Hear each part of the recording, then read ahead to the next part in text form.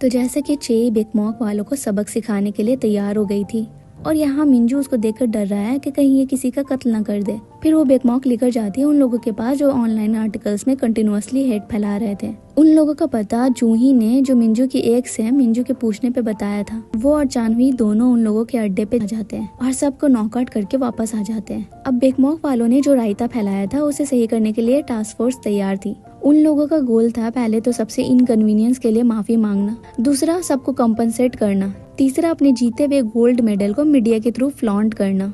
अपने बियर को हर होलसेलर को सेल कराना उनका मेन गोल है, जिसमें उनका साथ उनके सेवियर जो नेशनल होलसेलर एसोसिएशन के चेयरमैन हैं वो भी दे रहे हैं और उन्हें बियर बहुत पसंद भी आता है। एक हफ्ते बाद उनके बियर का पहला बैच पूरा सेल हो जाता है, सो वो लोग साथ सेलिब्रेट करते हैं। बियर हिट होने के बाद बारी आती है बुसान ब्रांच को रिवाइव करने की, जैसा कि डायरेक्टर ने चेई से कहा था। तो बियोम तो बहुत खुश है वापस जाने के लिए, पर चेई उसे समझ नहीं आ रहा है कि अब वो क्या करे। अगले दिन जैसा कि डायरेक्टर ने कहा था वो बुसान ब्रांच को रीओपन करने का काम भी शुरू कर देते हैं। वो तो चाहते हैं चेई जिसैंग लेकर के मार्केटिंग टीम के मैनेजर बनकर ही रहे, पर बुसान ब्रांच वाले चेई के कमबैक का वेट कर रहे हैं। अब डिसाइड करना चेई के हाथ में। बुसान ब्रांच के मैनेजर भी उससे कहते हैं कि उसे अब अपने बारे में सोचकर फैसला लेना चाहिए, क्योंकि उसने उन लोगों के लिए बहुत कुछ किया है। पर चेई को बियोम की टेंशन है, क्योंकि वो हमेशा चेई को फॉलो करता है। पर बियोम एट लास्ट कह देता है चेई को कि वो उसे पसंद करता है और उसकी इज्जत भी करता है, और मिस्टर यून के आगे वो कुछ भी नहीं है।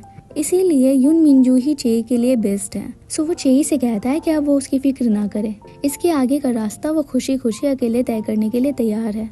पर चेई इस टाइम पहली बार बहुत कंफ्यूज थी कि आखिर उसे करना क्या चाहिए, क्योंकि इस बार वो खुद को प्रायोरिटी देकर डिसीजन लेने वाली है, जो उसने पहले कभी नहीं किया। और फाइनली वो सब सोच समझकर वो रिजाइन कर देती है। इतने दिनों से जो वो काम कर रही थी सर्वाइवल के लिए, जिंदगी के सारे परेशानियों को पार करने के लिए, काम में उतार चढ़ाव देखने के बाद वो फाइनली अब खुद के बारे में सोचना चाहती है कि आखिर उसका दिल किस रास्ते जाना चाहता है। इस स्टेज से हम लोग में से बहुत कोई गुजर चुका है। हम जो काम करते हैं, जो जॉब करते हैं, जरूरी नहीं वो हमारा पैशन है या हमें वो करना पसंद है, लेकिन हम फिर भी करते हैं। क्यों? क्योंकि जिंदगी में सरवाइव करने के लिए हमें फाइनेंशियली सही रहना पड़ता है, क्योंकि सपने बहुत महंगे होते हैं उन लोगों के लिए जिन पे जिम्मेदारियों का बोझ होता है, जैसा कि चेई के कंधों पे था। और अब वो फाइनली इन सबको पीछे छोड़ जिंदगी की नई शुरुआत करने जा रही है और मिंजू उसके साथ है। पर वो जब अपना जर्नी देखती है तो वो बहुत रोती है। At this point I can really feel all the emotions of her. यहाँ फाइनली मिंजू ने भी बियर की क्लासेस देनी शुरू कर दी थी। अब उसे लोगों से मिलने जुलने में दुश्वारी नहीं हो रही थी, और उसके डैड भी अपने बेटे से रेसिपी सीखकर बनाया करते थे, अपने फैमिली के लिए, अपने बेटे और बीवी के लिए। और मिंजू को कॉल भी करते और मिस यू भी कहते हैं। दूसरी तरफ चानवी भी अपने घर लौटता है। हालांकि उसकी फैमिली वहाँ नहीं रहती है, पर अब भी घर का पासकोड वही है और वो घर भी साफ सुथरा होता है, जैसे कि उन लोगों को उम्मीद थी कि उनका बेटा एक दिन जरूर वहाँ आएगा। वो वहाँ रियोम के लिए खाना बनाता है, साथ बैठकर दोनों खाते हैं।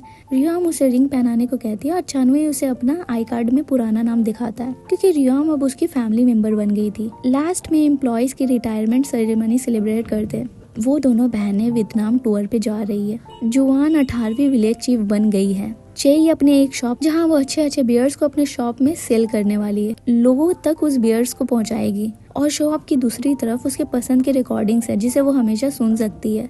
उसके शॉप के इनॉग्रेशन पे बाकी सब भी आते हैं। बियोम अब असिस्टेंट मैनेजर नहीं रहा, अब वो सेक्शन चीफ बन चुका है और चेई की तरह अपनी टीम को लीड करता है।